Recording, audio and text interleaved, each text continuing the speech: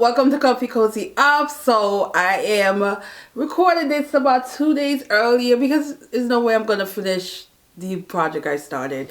So might as well do my wrap up for March. March was up and down on the books that I picked up.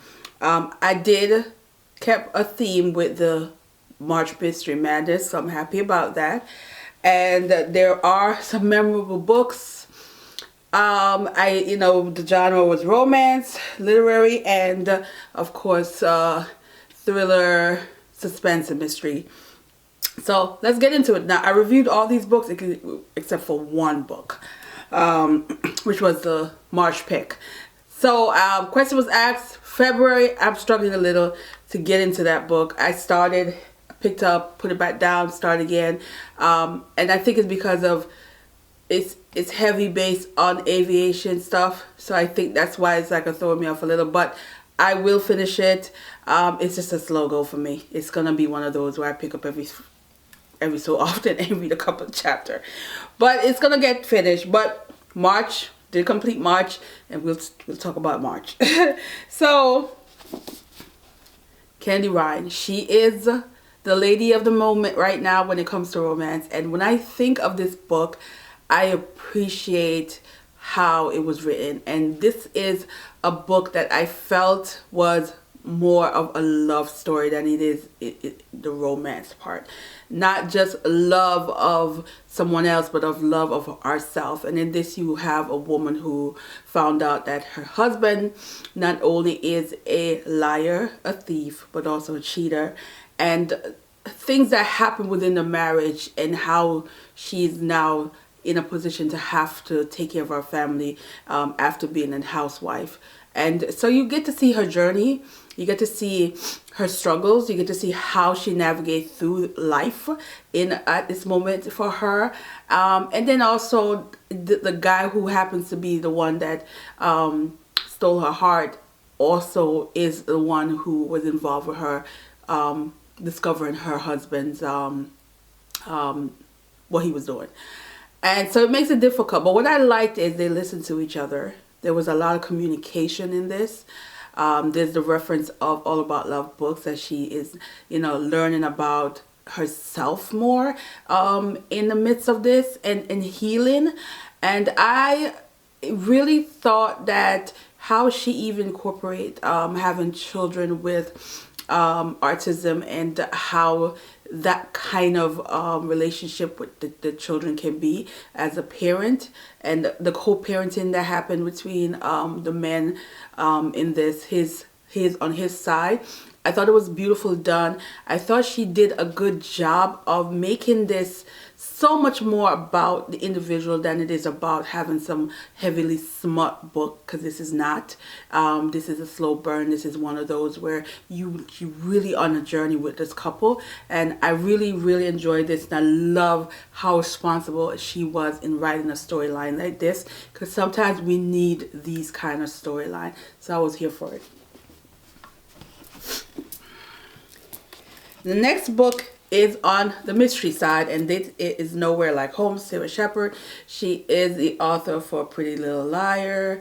And this is definitely giving me that kind of girl theme mystery, friendship, co-workers, parenting, and weird things that was happening in this book that made me scratch my head a couple of times, like, why would anybody get themselves involved in something like this? Yeah. But as much as I was shaking my head, I still could not stop turning the damn pages when it comes to this book, because I just wanted to know what was going to happen. I mean, you have this woman that picked up her child, her baby, she's going through postpartum, so she's gonna pick up the baby to go to meet a friend someone who she used to work with, that she considered a friend, that she felt she did them wrong, and she wanted to escape, but also clear her conscience about the situation, and went to visit this person who lives off the grid. We're talking no communication with the outside world, and you are married. So I thought this was just a bizarre setup, but the twist and turn that happened in this made it a page turner. It's one of those books where you're like, why am I still reading this? But you're like, but I want to know what's going to happen. That's how I felt about this book. So I'm not even going to lie. I was here for this. Then the book that I was very disappointed. I think I did a rant. I went on a rant. So if you watch that video, you see why. But this is Tracy Brown's last book. You know, she passed away last year. So this was supposed to be her last book, Brooklyn. And I think because I had so much high hopes of her going out with a bang, that this just was not it for me. I like books that has trauma in it, but it's a trauma where individual eventually learn or something happened to shake up the individual. But this was like, what was the reason kind of book? What was the point kind of book? You have this young girl whose mother is just the worst, whose father is, you know, caught up in his whole life of trying to be the pastor that everybody wants to be around, his church and money and all that. And even though you could tell he loves his children, he still was caught up. And you have this mother that sometime in the book I wonder, was she really her biological mother? And things happened to this girl at a young age that she never got over. And she was looking for something. Don't know what she looking for. But she out there in the streets looking for something. And there are just horrible things happen in the book where she herself is that whole hurt people. Where people come into her life and get her out of a tough situation. And she found a way to betray them at some point. And it just continues like that. And there's a point in this story at the end where I thought this was going to be the moment. And it turned out to be like the worst thing ever. And it happened in a church. So I was just so like, this book really just left a really, you know, bitter taste in my mouth. I just felt like this did not have a point. It's just, and even the ending to me, like, what? It just was, it just didn't do it. It didn't do it. It's like, okay, here goes this person. Her life was a mess. It started a mess. It ended a mess. Ta-da! Yeah, that's what this is. Yeah, y'all see me. Then we get to another mystery suspense, Blanche. Blanche Cleaned Up was so good. I love when you have a series. This is the third book in the series of Blanche White. And I love when the series just keeps getting better and better. Now, what I could say is she doesn't talk a lot about previous things. So if you were to read them out of order, you won't get like spoiler or anything. Because she really doesn't go into any deep of what the previous situation. But Blanche always end up as somebody's family kind of setup. And in this point, she's subbing for someone and cleaning some politician home. And his wife, you know, the politician got some questionable things. And she's digging and finding things out about them and things that are also affecting her family. It is a roller coaster with her, but it was so good. This was so good. I was here for this. I love this. I can't wait to read the fourth and the last book in the series because she did pass away, so the series ended at number 4. So, you know, number 3 did it for me.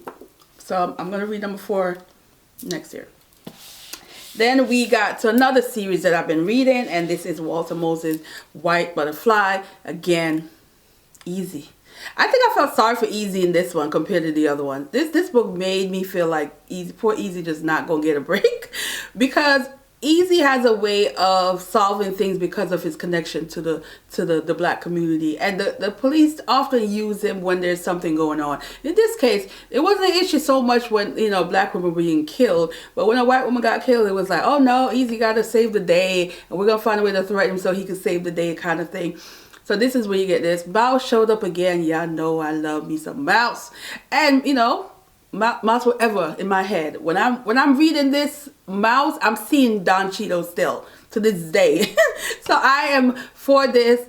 Again, I felt sorry for him. You know, he had a little family life going, and you know, it's like, how long was he going to keep that family life? And you could see it in this. It was a poor Easy. But you know, but also Easy is self-destructive in this as well. And I think because he's not dealing with the situation, he's just doing the most himself, and you get to see that in this. Now let's talk about the pick for March. What I'm going to say for this book is in Memorance. This is a book that is, it's a historical fiction. So this was the March pick from the subscriber jar. And Alice Wynn did some research because it is centered around World War One. I'm gonna say the original cover I prefer with the two men on there. It's a better cover than this. But nevertheless, it does have the whole stuff, you know, shoot missile or whatever. This was a tough book to read. Now, I normally would never pick up a book like this. I'm just being honest. This was it was a tough book to read. It is heavy on the military. Heavy. We're talking, I would say 80% of the book, you are in combat. You are in the trenches. You are in the raw, rugged war of World War One, where it is very descriptive of people, how some people are dying in this. It is raw. It is raw. It is raw. She kept it there. And because of that, sometimes I was not enjoying this because it was just too much for me sometimes. Because it was too long in that I love war book, but not war book where it's just so heavy on it where it's like almost all the book is that. That's what this was. Now, the storyline, however, I think the author did a really good job in terms of the age of these men. You have it started out where they're at this they were in a school setting. These are young boys. And the age for them at the time was 17, 18. So they're like ready to, you know, almost there. But they were young. What was a little disturbing is the fact that there's so many that weren't age appropriate that signed up to be in the war. The two characters in this, one is 18, one is 17. But there were others that was younger that was in this, that was also losing their life, and I don't think they really even understood what the heck they were fighting for at the time when you think of these young men. But what she did with the storyline, because even though this is somewhat of an adult book, she kept like how they thought, their feelings, because this is also a queer story. So you have these young men who have just discovered their sexuality, and then they're also in a setting where there's that you can't do this, you can't do that because of the consequence that may occur because of this. But it also shows that it was not uncommon to experience that in this time setting. We're talking, this is what, I think 1914, something like that. That you see this because it was like very much certain tension and things that were happening within certain circles with these men that were like, nobody was shot kind of deal. But there's that also that expectation that when the war is over, they're going to marry some women. You know? So think of how many DL, I guess you could say, that was happening at that time of, you know, of these men marrying women who really did not want women, that kind of deal. Anyway, it is a love story within, because it's like them being afraid while it was happening. But you have two different personalities. You have this obligation to family, and then you have this other one character. He's more of a poet, but he's also a rebel, and his personality is a little bit more strong when it comes to even a group setting versus the other guy in this. And so it's how they're able to find a way to realize that they love each other and saying it, because there's that fear of, I don't want to be saying I love you kind of deal, but because of you're not supposed to feel like this. And I like how she wrote it, because it's in a way it was just such a keeping it more realistic for their age of how they feel, even though they're in an adult situation, they're in a war, they're having to, you know, think about death in a way of whether they, you know, in times accepting it, that this is going to be a possibility because of how many of their friends, like these are people and they went to school with, people they knew who are losing their life in front of them. And again, it's written, it's very raw how some of the things that they say that happened to some of them that died. It's very raw, and again, it's a hard book to read if you are not into that, because it's some trauma. It's a heavy on the trauma in this, because it's a war book. So I like this. I love the ending. The ending was just that, because when you read a book like this, you just expect the worst from the beginning to the end. And there's such a light that was shine at the end that made me just did this number where I'm like, ooh, thank God she did that to the book, because if it wasn't, it was just being such a tragic book overall. And so I enjoy that part, and I appreciate this kind of book experience for me, because I would have never picked this up, like I said before, but I felt like I needed to read something like this because it gives me an insight on the war. And it also, I don't read a lot of queer books, so this is one of those ones where I feel like the trauma was there, but it was there in a different way, and not the typical way that you will read in books that are queer focused. But I really like this. Again, I really wish I had the other cover. I think the other cover is really nice. The writing in this is absolutely beautiful. She knows how to write. This was done well. Again, would I read this again? No. The trauma? This will never be a reread for me. The trauma was too much. But overall, it's a good one. There's so much quotes in this as well, and moments in this where I'm like, that was deep. That was deep. But it's just a sad moment too when you think of how these young boys who didn't even know what they want out of life, didn't even understand their own self, and yet still they were thrown in a position where they have to go fight and kill people. You know, it's the brutality of war. It's just never fair sometimes, and it's scars. The scars in there.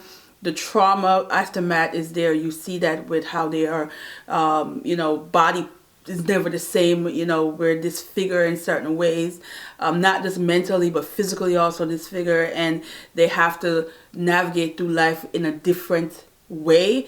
But they are literally like 20 at this point, 21.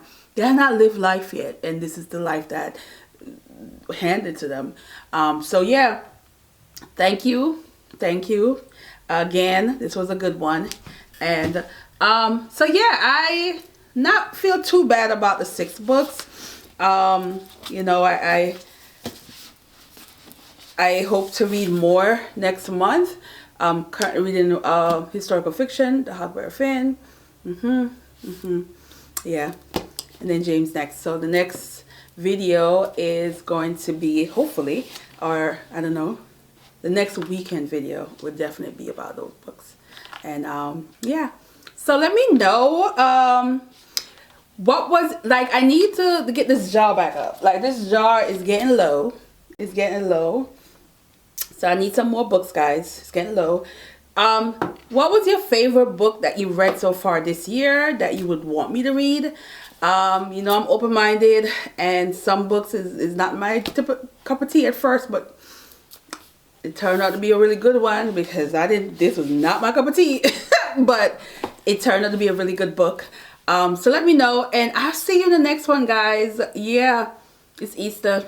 Hopefully you guys are enjoying your time. I'm going to be doing some family time, so hopefully I see my mama in the next video. We'll see. All right, guys. See you in the next one. Bye.